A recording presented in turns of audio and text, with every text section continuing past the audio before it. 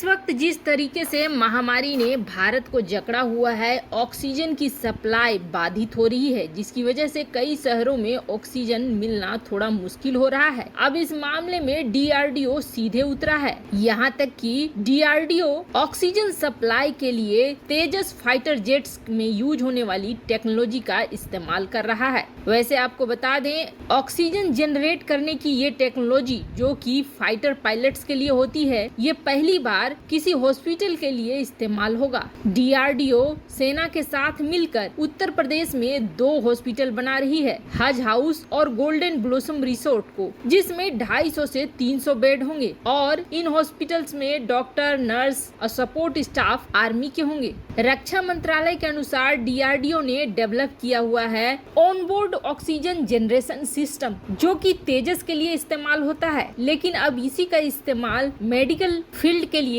करने की तैयारी हो रही है और यह मेडिकल ग्रेड के ऑक्सीजन को न सिर्फ दे सकती है, बल्कि आईसीयू बेड के कम से कम 50 वेंटिलेटर को बहुत आसानी से हैंडल भी कर सकती है। इस टेक्नोलॉजी के जरिए खास करके एयरक्राफ्ट जो काफी ऊंचाई पर उड़ते हैं, उस वक्त पायलट को ऑक्सीजन दिया जाता है। एक बार यह पूरी सेटअप हो गई तो फिर लगातार ऑक्सीजन की सप्लाई बनी रहेगी। डीआरडीओ इस मामले में उतरकर भारत के लिए बड़ी मदद कर रहा है। तो वहीं दूसरी तरफ अंतर्राष्ट्रीय स्तर पर इस बात की चर्चा होती रही है कि भारत म्यांमार मामले में खुलकर क्यों नहीं बोल रहा है। हालांकि म्यांमार मामले में खुलकर बोलना भारत के लिए कूटनीतिक रूप से सही नहीं है। इसका बड़ा कारण ये है कि म्यांमार के सेना भारत के सीमा पर पनपने वाले उग्रवादियों को सफाया करने में भारत की मदद करती है। ऐसे में अगर भारत म्यांमार की सेना प्रमुख के खिलाफ जाता है तो इसका खामियाजा भी भारत को ही भुगतना पड़ेगा। लेकिन ऐसा नहीं है कि भारत म्यांमार के लोगों की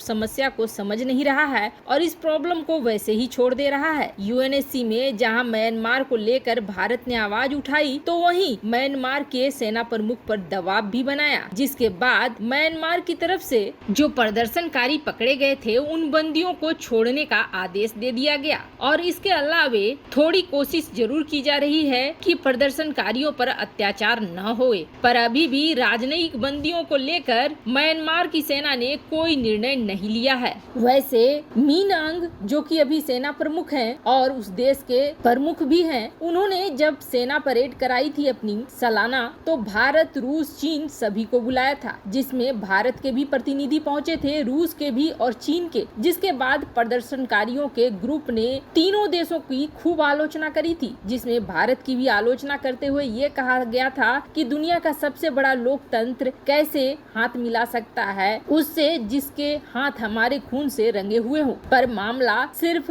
जाने तक का नहीं था, बल्कि चीन और रूस भी इस मामले में आगे बढ़ चुके हैं और वो भी अब दखल देने की कोशिश कर रहे हैं म्यांमार में। यही वजह है भारत को भी शामिल होना पड़ा। रूस के तरफ म्यांमार का झुकाव आप ऐसे देखिए, जब सेना प्रमुख भाषण दे रहे थे तब उन्होंने ये कहा कि रूस हमारा सबसे अच्छा दोस्त है। हालांकि चीन को लेकर कोई शब्द नहीं कहे गए, पर प्रदर्शनकारियों के ग्रुप ने रूस को भी इस बात के लिए आलोचना करी। और इन सब के बाद अगले सप्ताह होने वाला है एक एशियन समिट, जहां पर दक्षिणी एशियन देश मिलने वाले हैं 24 अप्रैल को जकार्ता में। और इसके लिए खास तौर पर इनवाइट किया गया है म्यांमार के सेना प्रमुख को। और बड़ी बात यह है कि सेना प्रमुख इस मीटिंग में जाने भी वाले हैं। जिसके बाद प्रदर्शनकारियों के समूह ने ये कहा है कि इस तरीके से इन्हें बुलाकर सही नहीं कर रहा है एशियन देशों का ये समिट, ये एंटी डेमोक्रेसी है। पर आपको बता दें, इसके बाद होने वाला है ब्रिक्स का समिट,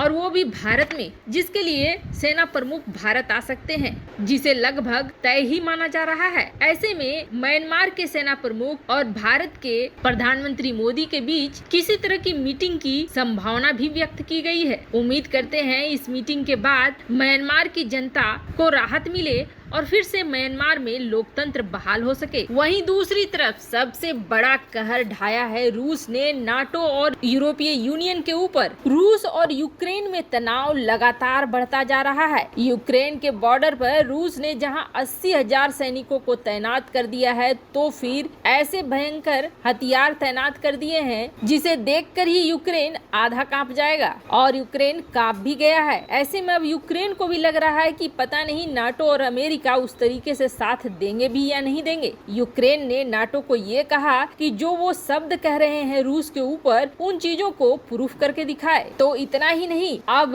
रूस ने यूक्रेन के एक राजनयिक को हिरासत में ले लिया है, और वो भी तब जब वो एक रूसी नागरिक के साथ मुलाकात कर रहे थे। रूस की फेडरल सिक्योरिटी सर्विस यानी कि एफएसबी ने इसे सेंट पीटर्सबर्ग में गिरफ्तार किया, और एफएसबी का आरोप है कि मुलाकात के दौरान उन्होंने कानून लागू करने वाली एजेंसियों और एफएसबी के डेटाबेस से गोपनीय प्रकृति की सूचनाएं हासिल करी। इसके बारे में ज्यादा नहीं बताया गया, लेकिन इतना जरूर है कि यूक्रेन के राजनयिक को अरेस्ट करके रूस ने तनाव और भी ज्यादा बढ़ा दिया है। पर मामला यहीं तक नहीं रुका। हमने आपको अपनी पिछली खबर में बताया था किस तरह से काला सागर यानी ब्लैक सी को ब्लॉक कर दिया है रूस ने, ताकि किसी भी देश की सेना यहाँ पर घुस न सके। और ये ब्लॉक एक दिन दो दिन के लिए नहीं किया गया है, बल्कि पूरे 6 महीने के लिए किया गया है, जिसका सीधा मतलब है न तो नाटो के मेंबर इसमें घुस सकेंगे और न ही अमेरिका के। यही वजह है कि यहाँ पर फायर ड्रिल शुरू कर दी है रूस ने। इस इलाके के 3 ऐसे पॉइंट्स हैं जहाँ से एंट्री है। इन तीनों पॉइंट्स को बंद कर दिया है रूस ने, जिसकी आलोचना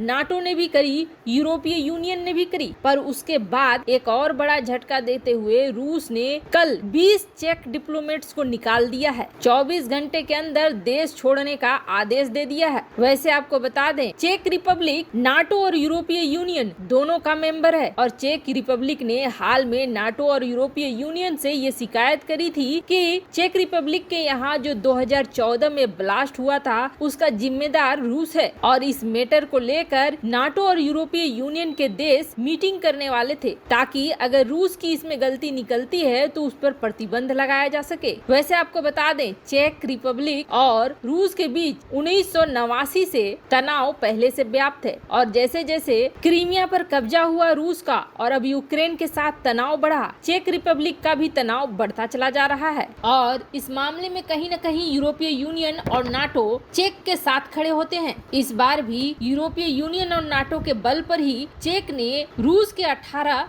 राजनयिकों को निकाला।